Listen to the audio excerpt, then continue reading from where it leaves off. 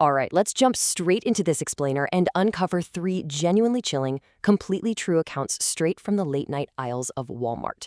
We're going to be blending the terrifying firsthand experiences of the actual employees who were there with the cold, hard facts of the police reports.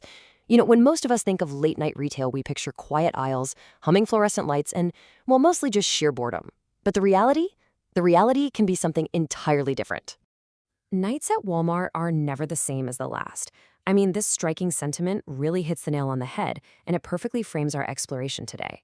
That quote comes directly from an employee who lived through our very first account.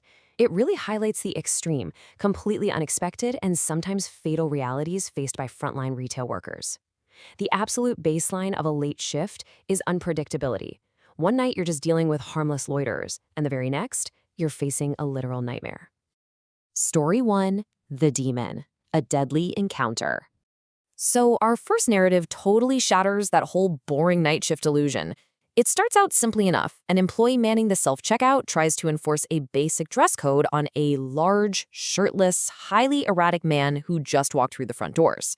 Figuring it's best to just brush off the aggressive guy and avoid a fight, the employee heads back to his station only to suddenly realize his close friend Josie is running the clothing department completely alone. And before he can even process that thought, he hears her scream. He sprints over and discovers an unimaginable scene of absolute horror. He literally described it as a nightmare he couldn't believe was real. What's absolutely terrifying about this tragedy is the timeline. I mean, we're talking about a mere 5 to 6 second window where a young woman's life was violently ended. The attacker, who was wielding a giant red knife, grabbed Josie and stabbed her. As the employee arrived and just stood there, completely frozen in pure shock, the man pulled the knife out, only to plunge it straight down through the center of her neck. It was rapid, it was brutal, and it was entirely unprovoked.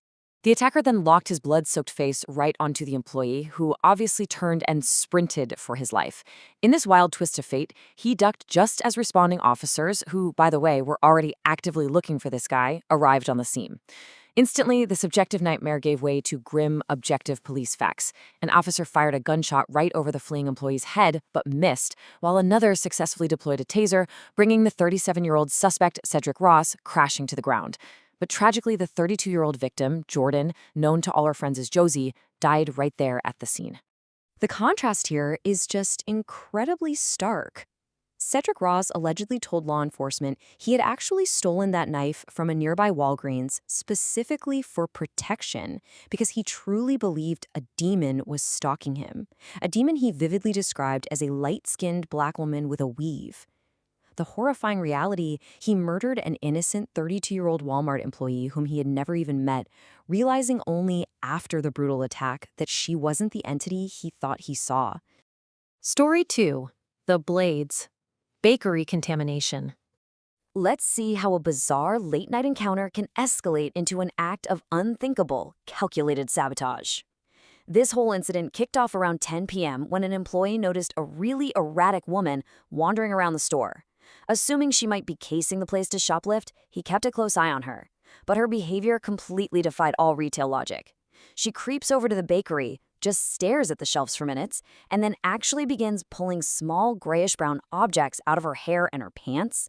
With this crazy sudden dexterity, she starts systematically stuffing these mysterious objects straight into the sealed loaves of bread.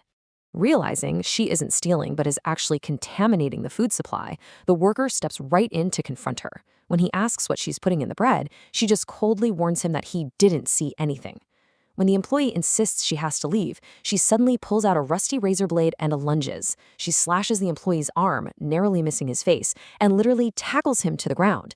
It took a desperate, all-out struggle alongside brave coworkers and even some customers to finally pin her down until the police could get there. When police finally arrested the attacker, identified as 33-year-old Camille Benson, the sheer gravity of her incomprehensible actions was reflected in court. The judge set her bond at a staggering $100,000. And the fallout from this single night was just massive. Benson was arrested in Biloxi, Mississippi, and officially charged with attempted mayhem. Authorities quickly figured out she had been stuffing rusty razor blades into baked goods, not just at that store, but at a secondary Walmart neighborhood market as well. Regional management was forced to throw out their entire bakery inventories, manufactured that day, just to protect the public. Fortunately, no customers were injured, but that heroic employee, he required a whole battery of extensive booster shots for tetanus and hepatitis after suffering those cuts. Story 3: The Locked Door, a Fatal Oversight. For our final chapter, we're looking at how a really quiet act of rule-breaking kindness morphed into a lingering, unforgettable tragedy. Late one Friday night, an employee was approached by this frantic, just pitiful-sounding woman begging to use the already closed family restroom. She claimed it was an absolute emergency and that she just needed somewhere safe to go. The worker, bending the rules and secretly just hoping to avoid any real trouble, quietly unlocks the single-use bathroom for her. He walks away to avoid being seen by managers, totally assuming she would just leave before the store locked up for the night. Well, what followed was a tragic cascade of assumptions. The woman goes into the restroom at 6 p.m. on Friday. Later that night, another employee tries the door, finds it locked, assumes the mechanism is simply broken, and slaps an out-of-order sign right on it without ever checking inside. Because of that one simple assumption, the woman remained locked inside that room all weekend long. It wasn't until Monday afternoon that the original employee was finally tasked with cleaning it. Anticipating maybe a mild write-up from his managers for letting her in, the employee unlocks the door. But instead, he opens it to a traumatizing, visceral nightmare. He was instantly hit with this indescribable, foul stench. Inside lay the exact same desperate woman he had helped days prior, now deceased, her body bloating and leaking on the bathroom floor. The shock was so profound that he literally fell backward and physically threw up. While that worker was left crushed by intense survivor's guilt, realizing he was the very last human face she ever saw, authorities objectively identified the victim as 29-year-old Catherine Caraway.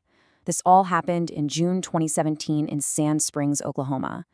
An autopsy later revealed the heartbreaking cause of death: diffluoroethane toxicity, basically a fatal overdose resulting from inhaling aerosol propellants, commonly known as huffing. The reality of retail. Behind the name tags. These 3 accounts effectively strip right through that mundane, fluorescent-lit facade of retail work. We so often view stores as just these harmless places to grab groceries or pick up clothes, totally insulated from the darker elements of society.